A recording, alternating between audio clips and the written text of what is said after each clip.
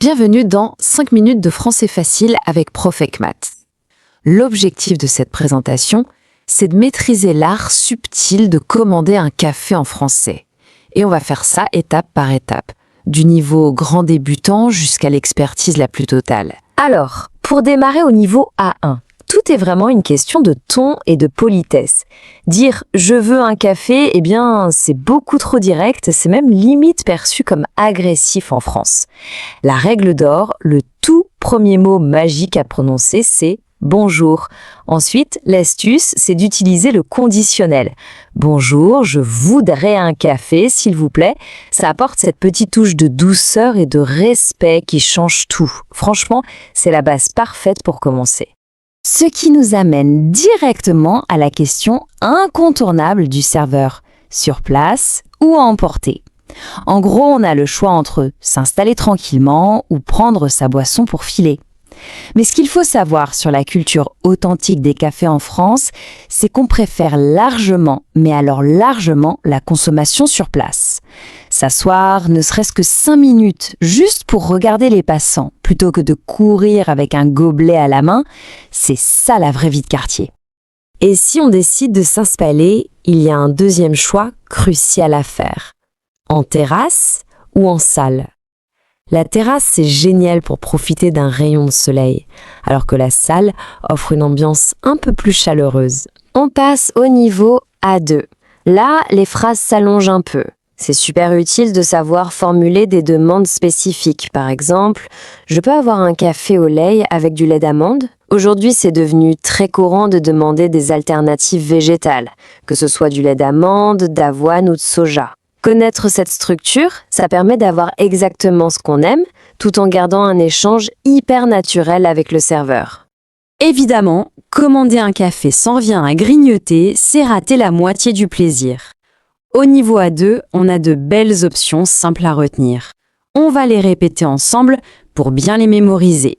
Pour le petit déjeuner, un croissant. Pour une petite fin salée, un sandwich au fromage, un sandwich au fromage. Et pour le goûter, une part de gâteau au chocolat, une part de gâteau au chocolat.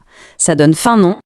Si on monte vers le niveau intermédiaire B1, B2, voici la question de survie pour tous ceux qui aiment travailler ou étudier dans un café. Est-ce que vous avez une prise pour charger mon ordinateur ? C'est indispensable. Beaucoup de gens passent l'après-midi à taper sur leur clavier près de la fenêtre. Poser cette question avec naturel, c'est s'assurer quelques heures de travail tranquille sans la peur terrible de la batterie faible. La météo. Lancer un petit « il fait beau aujourd'hui, n'est-ce pas ?»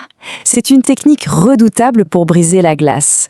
Ça crée tout de suite une connexion sympa avec le personnel ou les personnes à la table d'à côté. C'est exactement comme ça qu'on tisse des liens, tout en simplicité. Allez, faisons une petite pause dans les niveaux de langue pour explorer le menu lui-même. Attention, il y a une erreur classique à absolument éviter. Si on demande juste un café en France, on reçoit par défaut un petit expresso très très fort. C'est la norme. Mais le menu regorge de plein d'autres possibilités qu'il faut connaître, comme l'allongé, le crème ou le noisette. Regardons ça de plus près. L'allongé, qu'on appelle parfois un américain, c'est tout simplement un expresso auquel on ajoute de l'eau chaude. C'est l'option absolument parfaite si on trouve le petit noir français un peu trop intense et qu'on a envie d'une tasse plus grande à siroter tranquillement. Ensuite, l'un des grands favoris des comptoirs parisiens, le noisette. C'est un expresso avec juste une minuscule goutte de lait chaud ou de mousse. Et le nom est super poétique. En fait, en ajoutant cette petite touche de lait, le café prend la belle couleur dorée d'une noisette. C'est le compromis idéal entre le goût fort de l'expresso et un peu de douceur. Ah, et on ne peut pas parler de café sans évoquer la star des fins de repas, le fameux café gourmand. Le concept est génial. On vous sert un espresso, mais il est accompagné de plusieurs petits desserts miniatures sur la même assiette. Ça peut être un mini gâteau au chocolat, un petit pain perdu, une touche de crème. Bref, c'est l'invention du siècle quand on n'arrive pas à choisir un seul dessert. On reprend notre progression vers les sommets, avec les niveaux C1 et C2. Là, on entre dans les établissements spécialisés, le monde des vrais passionnés. Vous pourriez entendre, nous avons un café bio d'Éthiopie très aromatique. On n'est plus dans le café de quartier, on parle terroir, origine unique et méthode de culture. Le vocabulaire devient pointu. Et justement, pour décrire ces grains d'exception, il faut les mots justes. Au lieu des classiques forts et amers que tout le monde connaît, le niveau C1 privilégie des nuances de dégustation comme équilibré et fruité. Utiliser ce genre d'adjectif, ça montre tout de suite qu'on s'y connaît et qu'on savoure vraiment ce qu'il y a dans la tasse.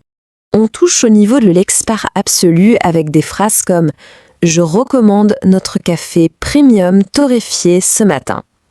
Sortir ou même comprendre une phrase pareille avec des termes comme torréfaction, ça transforme complètement l'expérience. On n'est plus juste en train d'acheter une boisson, on partage un vrai moment de gastronomie.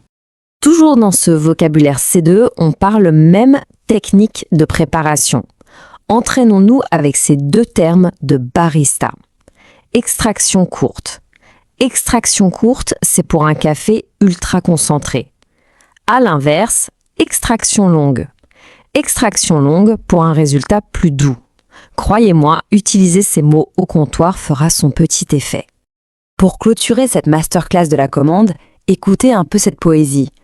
Un café rare importé directement du Brésil avec des notes chocolatées. Bon, toutes les bonnes choses ont une fin, il est temps de penser au départ. Pour ça, une phrase clé. Excusez-moi, l'addition s'il vous plaît. C'est très important sur le plan culturel. On oublie tout de suite le fameux cliché de claquer des doigts en criant « garçon ». Ça ne se fait plus du tout. Un simple « excusez-moi » dit gentiment en cherchant le regard du serveur, c'est la seule bonne méthode. Pour résumer, voici les 3 petites étapes pour partir en douceur. 1. Demander l'addition poliment, comme on vient de le voir. 2. Régler sa consommation. Et 3. L'étape que beaucoup oublient parfois, prendre une seconde pour dire au revoir. Respecter ce rythme, c'est vraiment s'imprégner du mode de vie local jusqu'au bout. Au moment de payer, c'est toujours bien d'annoncer comment on va régler. Les 2 expressions à connaître par cœur sont par carte, pour le paiement sans contact, ou par carte bancaire, qui est très courant, et en espèces, quand on préfère utiliser ses pièces et ses billets. Simple, clair et efficace. Faisons d'ailleurs un petit test pratique avec un vrai prix tiré de nos sources. 6,20 €. Le dire à voix haute, c'est la meilleure astuce pour ne pas paniquer devant la caisse. Et puis, il y a la question du pourboire. Si on paye en espèces et que le moment était vraiment agréable, on peut dire « gardez la monnaie ». En France, le service est techniquement compris dans le tri affiché, c'est la loi, mais laisser quelques pièces pour remercier le serveur, c'est un geste classique qui fait toujours très plaisir. L'expérience se termine par le combo parfait. Merci, au revoir et bonne journée. Souhaiter une bonne journée au personnel avant de passer la porte, c'est la boucle qui se boucle. Tout a commencé par un bonjour et ça se termine par un au revoir chaleureux. C'est cette petite politesse qui rend le quotidien tellement plus agréable. Pour conclure cette présentation, j'ai une petite question de curiosité. Quel est votre café préféré? Le classique, le gourmand ou peut-être l'allongé avec une touche végétale? C'est le moment idéal pour utiliser tout ce nouveau vocabulaire et l'écrire dans les commentaires. Un grand merci d'avoir partagé cette pause café avec nous. Pratiquez bien et à très bientôt pour de nouvelles explorations.